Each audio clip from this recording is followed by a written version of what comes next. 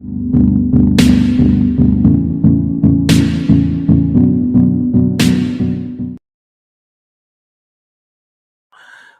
का जब पालन पोषण यहां मेड़ता के अंदर हुआ था, दुद्धा जी जो थे भगवान कृष्ण के बहुत बड़े भक्त थे। किसके भक्त थे? तो घर में जैसा माहौल होता है वैसे बच्चे हो जाते हैं ना। अपने घर में शिव जी की पूजा हो रही है तो अपना शिव जी के प्रति अट्रैक्शन रहेगा, विष्णु की पूजा हो रही है विष्णु के प्रति। अब मीराबाई के घर में कृष्ण भगवान की पूजा हो रही है तो मीराबाई को कौन से भगवान अच्छे लगेंगे? कृष्ण। तो टाबर थी तभी अपने दादाजी के साथ में मंदिर में जाया करती थी। एक दिन दोनों मंदिर से पूजा करके दादा पोती बाहर निकल रहे थे और इतने में वहां से एक बारात निकल रही थी। बारात निकल रही थी तो राजा रुक गए, राजा दुद्धा जी राजा थे वहां के, रुक गए, बारात निकल जाए फिर चलेंगे अपने घोड़े वोड़े लेके। तो मीराबाई ने बच्ची थी तो स्वाभाविक उत्सुकता से पूछा कि ये इतने लोग क्यों इकट्ठे हो गए, ये क्या है आज भाई? तो उनका ये आज बारात जा रही है। किसकी बारात जा रही है? घोड़ी पे दूल्हा बैठ के जा रहा था। तो ये देखिए जो घोड़ी पे बैठा ये दूल्हा है। नए कपड़े क्यों पहन लिए इसने? इसकी शादी है आज। किससे होगी इसकी शादी? नाम बताया, वो फलाने जो दीदी है उनके साथ शादी होगी। यूं बच्ची ने पूछते पूछते पूछ लिया मेरी भी शादी होगी? तो कहा हाँ तेरी भी शादी करेंगे। मेरा दूल्हा कौन होगा? तो दादाजी को लगा यार अब बच्ची को क्या जवाब दिया जाए कि होगा तेरा भी कोई दूल्हा होगा, नहीं मुझे अभी बताओ कौन होगा। तो उन्होंने लगा क्या नाम लिया जाए, तो भगवान कृष्ण के सामने खड़े थे तो कहा ये है तेरा दूल्हा। मीराबाई इस बात को सीरियस ले गए। मीराबाई भगवान कृष्ण को अपना पति मानते थे। शादी हो गई, यहां मेड़ता रहे तब तो ठीक है, भगवान कृष्ण वाला माहौल था, घर के अंदर पूजा करते रहे। शादी करके जब मेवाड़ गए तो मेवाड़ वालों में तो भगवान कृष्ण का इतना था नहीं, वो एकलिंग नाथ की जय बोलने वाले लोग सारे के सारे वहां पे। पर मीराबाई ने जाके भोजराज जी को कहा, अपने पति भोजराज जी कहा कि भाई देखो मेरा सांसारिक दीन दुनिया में कोई लेना देना नहीं है, मेरा इस संसार में कोई मन भी नहीं लगता है, मेरा एकमात्र मन लगता है तो कृष्ण की भक्ति में लगता है, मेरा तो गिरधर गोपाल दूसरों ना। तो मैं ये कृष्ण भक्ति करना चाहती हूँ, क्योंकि अब संसार में जन्म लिया एक मानव के रूप में आई हूं, इसलिए शादी ब्याह ये सब काम भी करना ही है, लेकिन फिर भी ये कोई गृहस्थी मेरे संसार में मेरा कोई है नहीं विश्वास ज्यादा। भोजराज बहुत भले आदमी थे, भोजराज जी ने कहा कोई दिक्कत नहीं, आप तो अपने भगवान की भक्ति किया करो, आपको इन सांसारिक चीजों में पड़ने की भी आवश्यकता नहीं। तो उन्होंने खूब सपोर्ट किया मीराबाई को। इवन कहते हैं कि भोजराज का साथ वाले दोस्तों ने यूं कहना शुरू कर दिया कि यार भोजराज तुम्हारी जो पत्नी है वो तुमसे तो कम प्यार करती है और भगवान कृष्ण से ज्यादा प्यार करती है। पत्नी अपने पति को प्यार करे पर वो तो यार भगवान कृष्ण को प्यार करती है। भोजराज जी ने दिन उसके कहा कि यार तुम ये भी तो देखो कि मेरी पत्नी से प्रेम के मामले में मेरी टक्कर डायरेक्ट भगवान कृष्ण से है, यदि मैं जीत गया तो भगवान कृष्ण को हारा जाऊंगा और हार गया तो भगवान ही तो जीते हैं, कोई आनिए बानिए से तो प्यार कर नहीं रही, डायरेक्ट भगवान कृष्ण से हो रहा है यार, अपने टक्कर उसको दे रहे हैं, इसके अंदर क्या बड़ी बात हो सकती है। तो अटूट ही प्रेम किया था उन्हें। तो राजस्थान की राधा कहते हैं हम, क्या कहते हैं? भोजराज जी की जल्दी डेथ हो जाती है, 1522-23 के आसपास में भोजराज जी की डेथ हो, सांगा से पहले ही भोजराज जी की डेथ हो गई। मध्यकालीन रीति रिवाज क्या कहते हैं कि मीराबाई को सती होना चाहिए, पर सांगा बहुत भले आदमी थे, सांगा का नहीं नहीं भाई भगवान की भक्त महिला है, किस बात की सती, आप अपने पूजा अर्चना में ध्यान दो, कोई दिक्कत नहीं है हमें। तो मीराबाई सांगा के जीवन काल में अपने वैसे भगवान भक्ति में लगे रहे। सांगा जब मरे तो मेवाड़ में राजा बने रतन सिंह, रतन सिंह बनते, रतन सिंह राजा बने तो वापस मीराबाई का चलता रहा, उनका अपने देवर से कोई क्लेश नहीं है। रतन सिंह के मरने के बाद उनके एक और देवर राजा बने विक्रमादित्य। कौन राजा बने? उस टाइम में थोड़ा लफड़ा होना शुरू हुआ। उन दिनों चित्तौड़ के अंदर एक संत आए हुए थे, रैदास। कौन से संत आए हुए थे?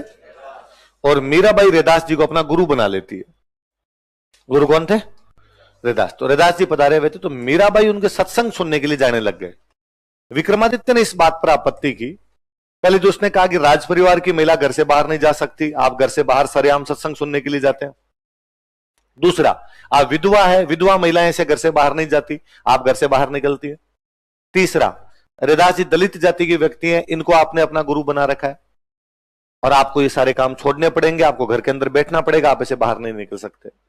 मीराबाई ने कहा मैं ये तीनों ही चीजें करूंगी, मैं राज परिवार की महिला हूं उसके बावजूद भगवान की भक्ति करूंगी, मैं विधवा महिला हूं उसके बावजूद मैं तो ये घर छोड़ के महल छोड़ के सत्संग सुनने के लिए जाऊंगी, और रैदास जी एक संत आदमी है, मेरे को उनमें ऊंच नीच जैसा कुछ भी दिखाई नहीं देता, वह कोई व्यक्ति जो ज्ञान की बातें बताए वो गुरु है और मुझे उनको गुरु मानने में कोई भी परहेज नहीं, सब भगवान की संतान है, इनके अंदर ऊंचा नीचा नाप की कोई भी चीज नहीं होती, आपको जो अपना डिसीजन लेना लीजिए, मैं ये सब करूंगी।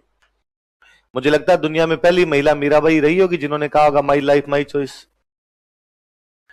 आप कभी इमेजिन कीजिए इन चीजों को कि उस महिला ने एक साथ कितने टेबू तोड़ दिए थे।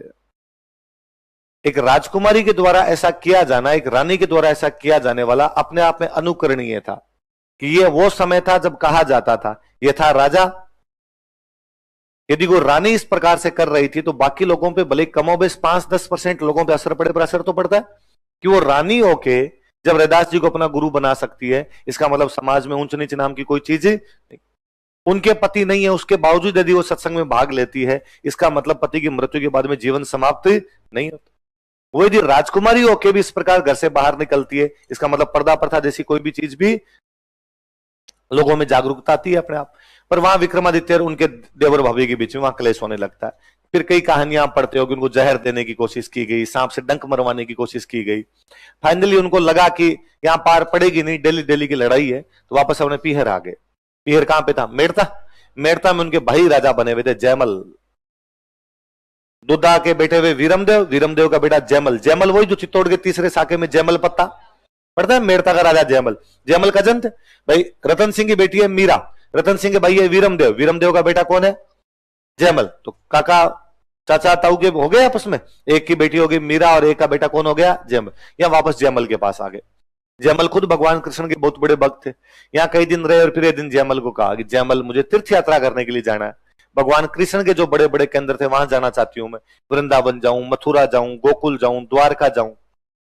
राजा की बहन किसी बात की इच्छा प्रकट करे, वो इच्छा पूरी ना हो, फिर किस बात की राजकुमारी? जयमल ने कहा ठीक है पधारिए आप, साथ में इन महिलाओं को और ले जाओ, थोड़ी बहुत ये भी तीर्थ यात्रा करके आ जाएगी। सेना भेज दी साथ में। यहां से बरसाना गए, मथुरा गए, वृंदावन गए। कहते जब वृंदावन गए तो यहां पर एक संत हुआ करते बहुत बड़े उस समय, रूप गोस्वामी जी महाराज। कौन थे? मीराबाई जब वहां पहुंचे मंदिर के अंदर तो कहा कि भाई रूप गोस्वामी जी महाराज को बुलाओ और पूजा करें यहां पर आके। रूप गोस्वामी जी महाराज वहां पूजा अर्चना किया करते थे। रूप गोस्वामी जी महाराज ने उन दिनों में कसम खा रखी थी कि मैं किसी भी महिला का मुंह नहीं देखूंगा। तो वो सुबह सुबह पूजा करने जाते, तब पर्दा लगा के पूजा करते, चुपचाप अपने कमरे में आके बैठ जाते। फिर मंदिर में महिलाएं भले आ जाओ, पर वो कहते मैं जब तक पूजा करूं कोई भी महिला आनी नहीं चाहिए। मीराबाई गए तो मीराबाई ने कहा भाई रूप गोस्वामी जी को बुला के लाओ। तो गए जाके और जाके रूप गोस्वामी जी को कहा कि भाई मीराबाई आई हुई है और आपको पूजा के लिए बुला रही है। उन्होंने वापस कहा कि भाई मीराबाई को जाके कह दो कि मैं किसी महिला का मुंह नहीं देखता, इसलिए मैं नहीं आऊंगा। मीराबाई को आगे चले चपाटों ने कहा भाई नहीं आना चाहते। उन्होंने कहा रूप गोस्वामी जी को मेवाड़ की रानी आई है, मेड़ता की राजकुमारी आगे पूजा करे चुपचाप। और किस बात का क्या करे रूप गोस्वामी जी कि मैं महिला का मुंह नहीं देखता? तो उनको जाके और कहो कि मीराबाई ये मानती है कि दुनिया में मर्द है कि भगवान कृष्ण, बाकी सब लेडीज है। मीराबाई को और किसी में पुरुष नजर आता ही नहीं है, इसलिए रूप गोस्वामी जी मीराबाई के सामने आप भी महिला ही हो और चुपचाप आ जाओ यहाँ पे। उन्होंने जाके बाद में कहा कि उसका मानना है कि तुम तो खुद ही महिला ही हो और आगे पूजा कर लो। रूप गोस्वामी जी महाराज ने आगे दंडवत प्रणाम किया था कि किसी की नजरों में यही साबित हो जाए कि केवल भगवान कृष्ण ही है सब कुछ, बाकी में मुझे और कुछ दिखाई नहीं देता है, इससे बड़ी भक्ति तो और क्या होगी। बाद में मथुरा वृंदावन घूमते घूमते चले गए द्वारिका। द्वारिका जाने के बाद में अपने जो साथ वाले थे उनको कहा तुम तो मेड़ता जाओ, मैं थोड़े दिन यहाँ द्वारिका रहूंगी, बाद में आ जाऊंगी। वहां द्वारिका में रहने लग गए। कई दिन जब हो गए तो जब मीराबाई नहीं आए, उस साल मेड़ता में बहुत भयंकर अकाल पड़ा। 1533-34 के आसपास की बात है। मेड़ता में भयंकर वाला अकाल पड़ गया। अकाल पड़ गया तो जयमल पंडित जी के पास गए किसी, और जयमल ने पंडित जी को जाकर कि पंडित जी अकाल पड़ गया, क्या कारण है, कोई तरीका तो बताओ, बरसात हो, लोगों की खेती नहीं होगी, किसान भूखे मर जाएंगे। पंडित जी ने जयमल को कहा कि जयमल जिस जगह को छोड़ के मीराबाई चली जाए वहां भगवान राजी कैसे होंगे? तो मीरा को वापस बुलाओ, भगवान वैसे ही राजी हो जाएंगे, बरसात वैसे ही हो जाएगी। जयमल को भी याद आया कि यार बहन को गए हुए कई दिन हो गए, वापस बुलाना चाहिए। 5 पंडित जी भेजे कि जाओ द्वारिका से मीराबाई को वापस बुला कर लाओ। वो जिद करेंगे मैं नहीं चलूंगी, पर मुझे नहीं पता कैसे न कैसे करके उनको वापस लेके आना है। पंडित जी गए, उन्होंने मीराबाई जाकर कहा भाई मीरा वापस पधारो, जयमल आपको वापस मेड़ता बुला रहे हैं। उन्होंने कहा कि नहीं, अब अंतिम समय नजदीक, अब ज्यादा जीऊंगी नहीं मैं, और मैं अब चाहती हूं कि भगवान कृष्ण के चरणों में मर जाऊं। तो आप वापस जाओ और आप वापस जाके जयमल को दो कि मीरा नहीं आ रही। उन्होंने कहा कि बिना आपको लिए वापस गए जयमल हमें नहीं टिकने देगा, इसलिए या तो आप चलो वरना हम तो खुद ही भूख हड़ताल पे बैठे हैं, आप मरोगे आपसे पहले हम मरेंगे। मीराबाई को लगा कि पंडित जी भूख हड़ताल पे बैठे मर गए तो ब्रह्म हत्या का पाप और लगेगा फालतू, ब्राह्मण मरने का पाप तो डायरेक्टली नरक में भेज देगा, क्या किया जाए? तो मीराबाई ने उन पंडित जी से कहा कि पंडित जी रुको तो एक बार, जब आप इस जिद पे आगे भूख हड़ताल की तो मैं चलने के लिए तैयार हूं, मैं एक बार भगवान कृष्ण के हाथ जोड़ के आती हूँ, फिर आपके साथ चल लूंगी। ऐसा कहा जाता है कि उन्होंने शायद जाके यही हाथ जोड़े थे कि सांवरिया मैं जाना चाहती नहीं, जाऊंगी नहीं तो पंडित जी यहां भूख हड़ताल करके मर जाएंगे, अब तू कोई रास्ता निकालता है तो निकाल ले। ऐसा माना जाता है कि भगवान कृष्ण की मूर्ति में मीराबाई मिल गई थी, भगवान कृष्ण ने अपनी मूर्ति में खींच लिया था कि मीराबाई की मृत्यु उस मूर्ति में विलीन होने से हुई थी।